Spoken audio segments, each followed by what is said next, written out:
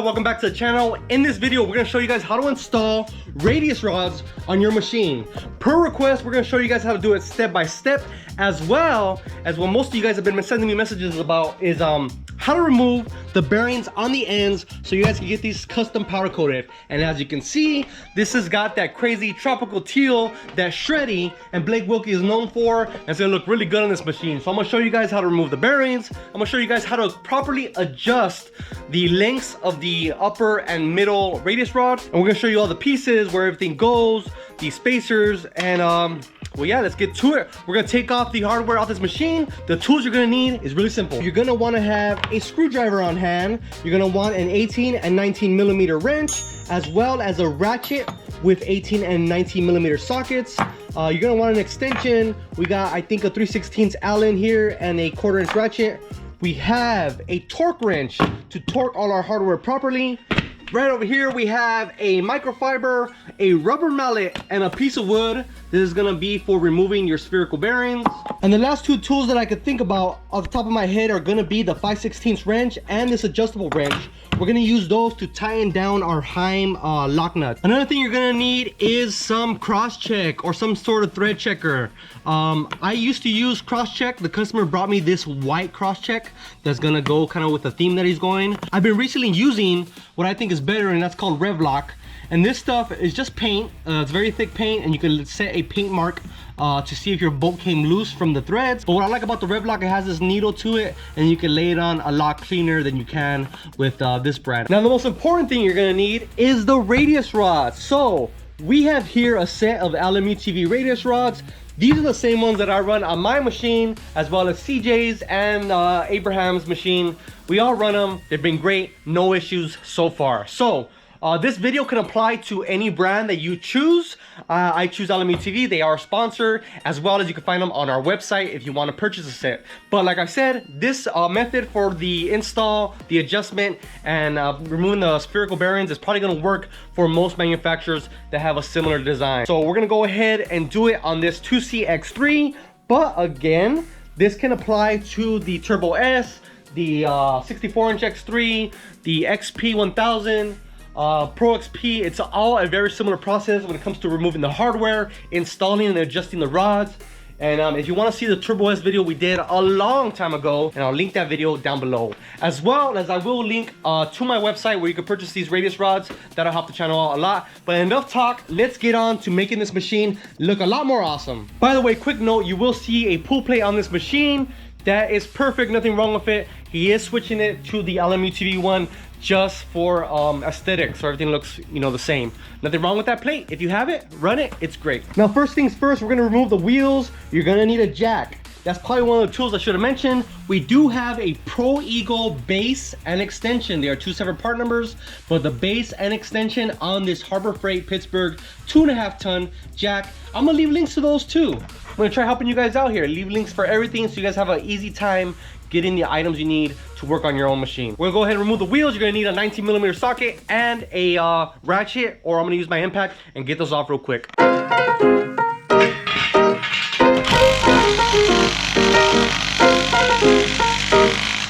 Holy crap, these are only supposed to be about 100 foot-pounds. They took a while to get off.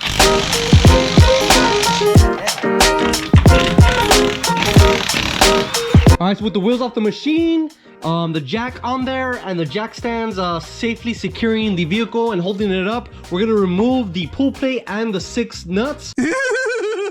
There's 6 of them. Just take them all off. Nothing special about that. Pull the pull plate off, and then we're gonna move on to the trailing arm. Alright guys, with that out of the way, you're gonna want to remove the hardware at the trailing arm. What I like to do, use a wrench on one side, obviously an impact with a socket on the other side. I like to remove the nut, push the bolt out, hold the hub in place, remove the arm, like that. And then I like to put the bolt back. This is for both the upper and lower. Put the bolt back, that way the hub stays in place and doesn't come out of the trailing arm. So just like that for the time being. So we'll move on to removing the lower rod.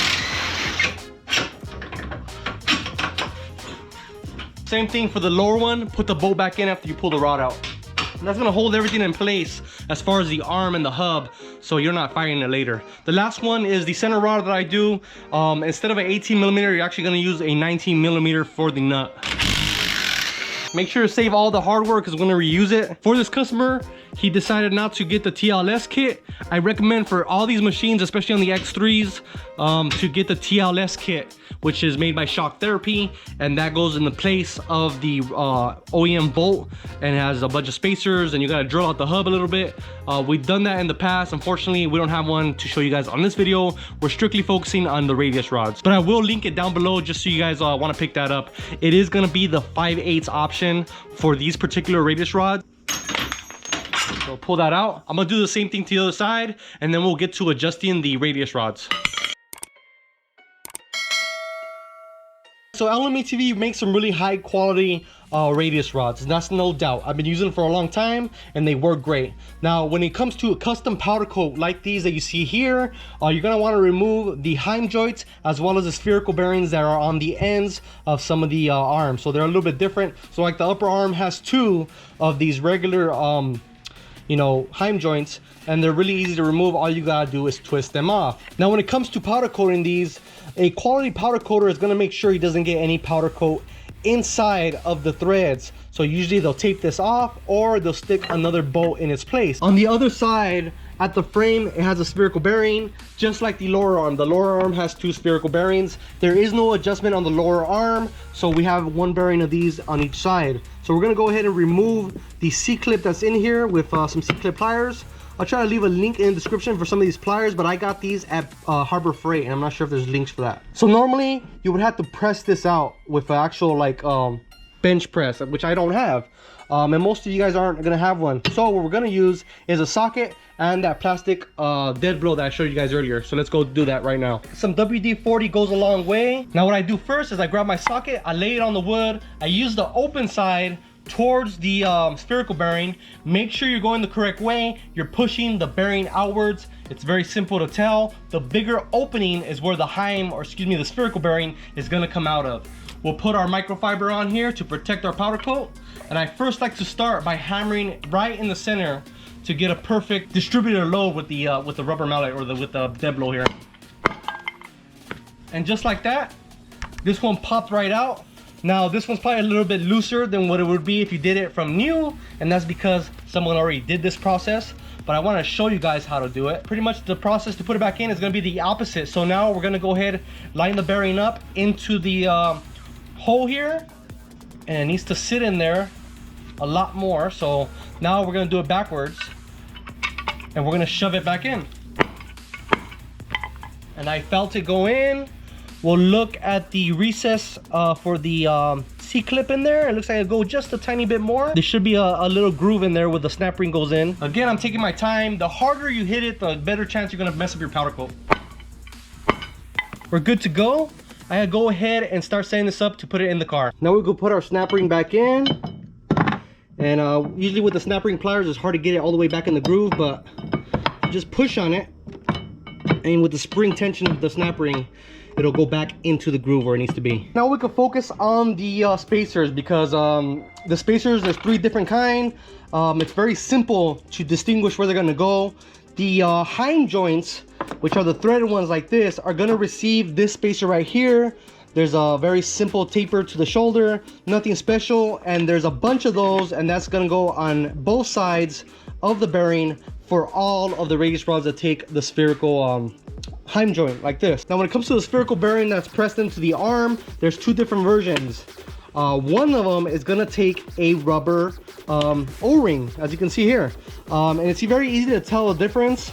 If you look at this one here, this one will not take the rubber O-ring, and you can see how it has a small taper on the very first machine lip here, I guess you could say.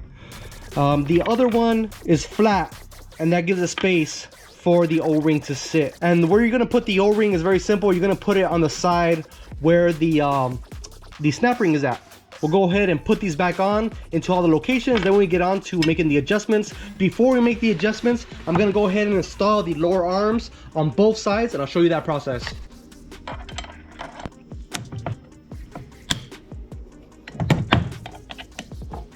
once you guys got your spacers into the bearings, you're gonna want to distinguish the left side and the right side. So on these new Gen 3 Alum UTV radius rods, it actually tells you on there, obviously the face side, or actually facing towards the rear, is gonna be your beauty side. Well, it has the nice grooves and the cutouts. The opposite side is gonna be flat. There's no need to do any cutouts or anything like that. It's kind of for strength.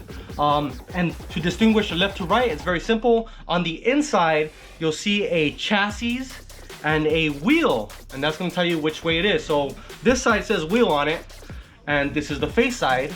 So this has to go on the passenger side. So I'm carefully removing the bolt, not to move the hub and give you more problems.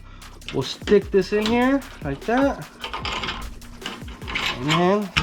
And there, the hub is still locked down below. Now all we gotta do is put it on the chassis. Now you might fight it just a little bit because this arm is kind of swung in. You might want to pull it towards you.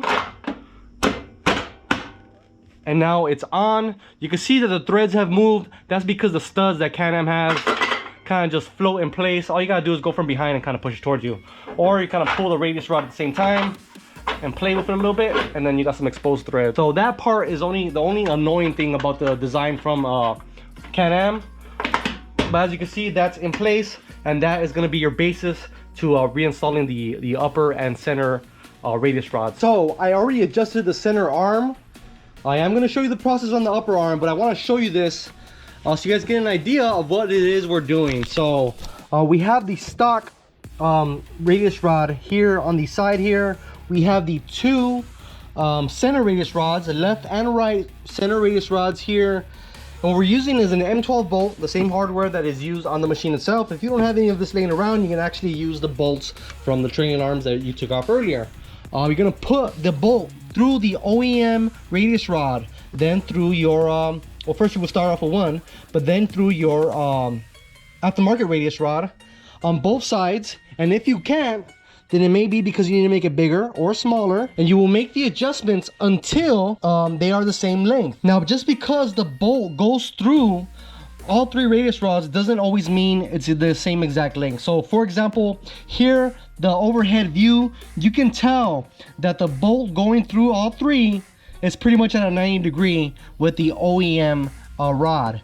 You can tell it's pretty much 90 degrees, so that means the bolt is going straight through and all these are lined up, and that's what we want. The problem is the bolt can go through and the heims on the radius rods are not completely straight. You can see these are all straight. Well, on the opposite side right over here, you can see that they are not straight.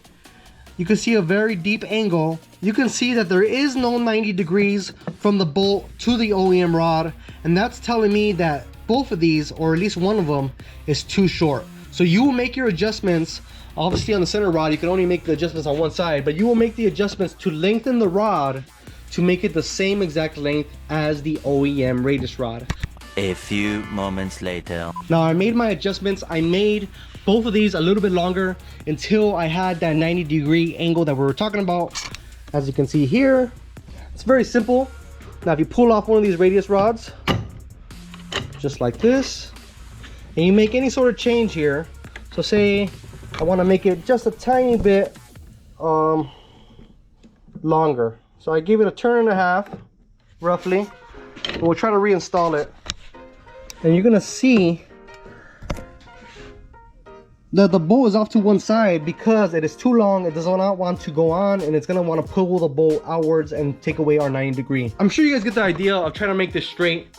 It's not too difficult. Matching it up to the OEM radius rod is the way to go. Once you're happy with the length of the radius rod, you're going to want to tighten down the heims. This process is going to be the same except for the Allen bolts on the upper radius rod. So let's go ahead and do that. In this process here, you got to make sure your Allens are already pretty much secure. They're only about 10 foot-pounds.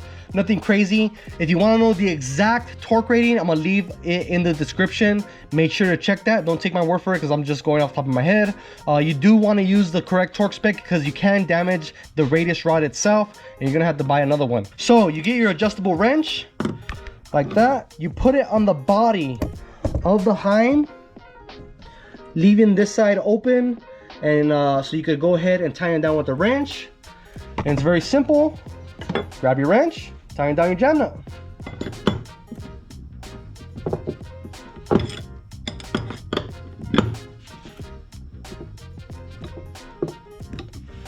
The only thing you gotta make sure is that the heim is in line with the radius rod, and that's pretty much it. So once you've done all your radius rods, go ahead and put them on your machine. I do want to let you guys know, take your time adjusting these radius rods to the correct length.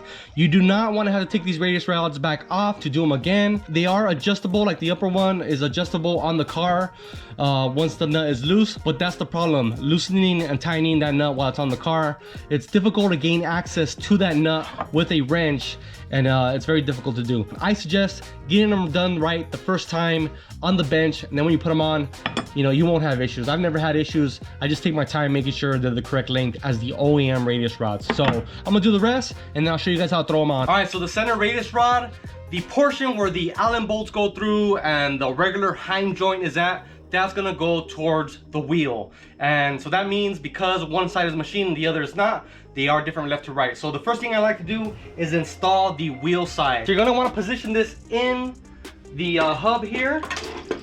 Then you're gonna wanna run your bolt.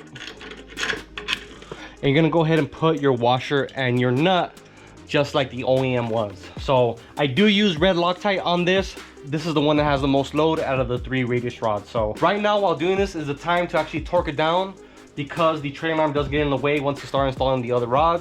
You want to do all this M12 hardware to about 90 to 95 foot-pounds. So positioning this nut and washer is probably the hardest part, but it's not too hard. As long as you can reach your fingers in there, you should be able to position it, or you can use electrical tape and the actual wrench and hold it in place while you tighten the bolt. When you go to install it on the chassis, you're gonna want to push the hub towards the chassis in order to get this bolt on. It could be a little bit difficult because you are fighting the hind joints because they're so tight. So there's that. You get the original nuts and kind of pull the threads, the studs through. So on this upper radius rod, there is a pocket that's only on one side. You can see it here. That's gonna go towards the wheel.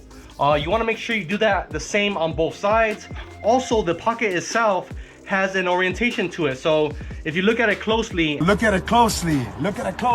longer end is actually going to be on the bottom side, and the shorter edge is going to be on the top side. There's also other ways to distinguish it, such as the chamfers, but that's the way that I always go by. I always go by that pocket. It's going to face that way. So try doing this carefully so you don't move the hub. And there it is, that's in. And this is the part where it's gonna seem like it's not gonna reach, but you're fighting the shock and pretty much the weight of the suspension. So you're gonna wanna do is grab it from the bottom. Usually I just grab it from the hub, and I position myself. I'm gonna move it, pick it up, and put it on the finger.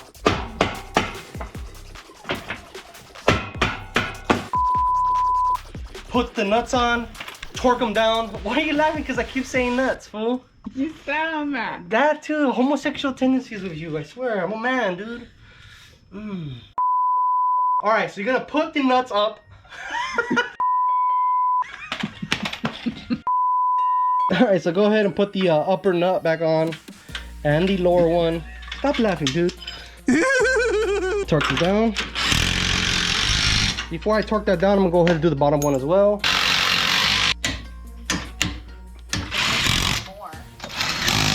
All right, guys, the pull plate. This is gonna be probably the most difficult part or the easiest part. It depends on how much your machine hates you. So what we're gonna do is actually lower the jack until the wheels are just touching the ground. Then when the wheels are touching the ground, just barely, I'm gonna maneuver and move this around until these are fairly straight. Then we're gonna try to put the plate on. Once we try to put the plate on, we're gonna see how far everything is off and make adjustments with the wheels. So now that that's lowered, you can tell right away that this is too close to each other. And if you actually look at the alignment of the wheels, it's all jacked up. So what we're gonna do is move that around, play with it, kind of make the wheels semi-straight, and then try putting on the pull plate and see if it wants to go on. Watch out, watch out. Okay, see that? Straighten it out. Yeah, I can move the toe in and out. Toe is all jacked up. We'll pull it this way. There you go. Camber. It's about right. Now, we want to make sure that our rods are fully seated against the frame. We want to pull the studs if we can, if they're not far enough outwards. And it looks like they're good. We'll take off all the nuts. See, this one actually isn't good. It's only showing about, I don't know, 4 threads. What you can do is put the nut back on, pull the arm. Ow! God damn it! Did you catch that on video? And that'll give you more thread. You get boo-boos, make sure you have electrical tape on hand. Along with, what else do you use? Or crazy glue. Be a man. With all the nuts out of the way, you can try putting it on the plate. And this plate, also customized. You got the center toe piece here. Same color as the radius rod. So I'll try to line that up. I usually do the top first. And this is one at a time, so we gotta maneuver it a little bit. So one way I like to kind of adjust these where we want them is I grab a 12mm with an extension, carefully push it or pull it where it needs to go. So I like that. It's a little bit more center. You can physically see, and when you do this install, you'll see how much variance there is between one from the other, and you can see how crooked this one is. So this will actually move the wheels as you adjust it. And you may have to do this a few times to all of them in order to get it where you want it.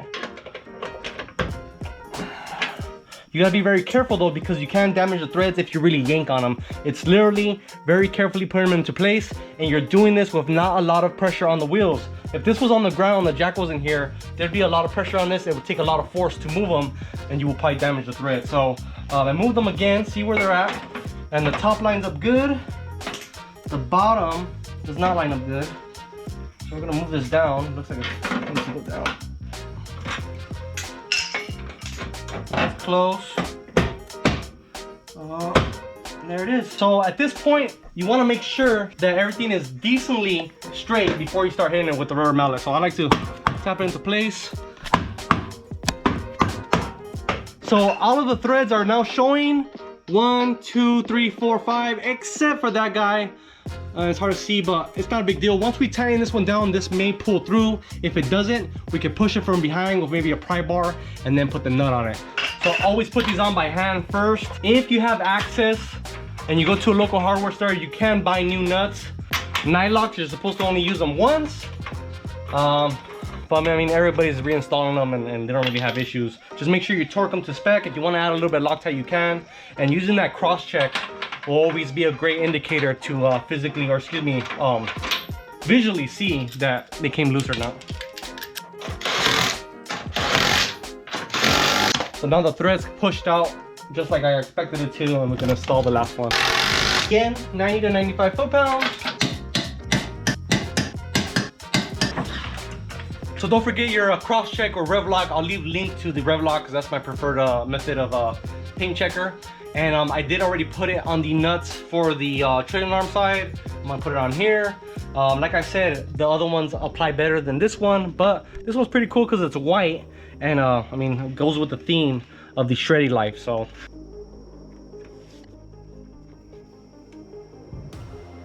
So if you found this video helpful, hit the like button, comment down below what you think of this color, and if you want to purchase a set of radius rods from UTV just like these, the pool plate, some of the other products that they offer, make sure to hit us up at glifeutv.com. We will take care of you and we'll get you a set for your ride. So we'll see you in the next video. A lot more products on the website, including RPM Power Sports products, 5150 whips, and of course all of UTV, plus hoping for more vendors to come up real soon. So make sure you check the website because we are updating it every freaking day. See you guys. Bye bye.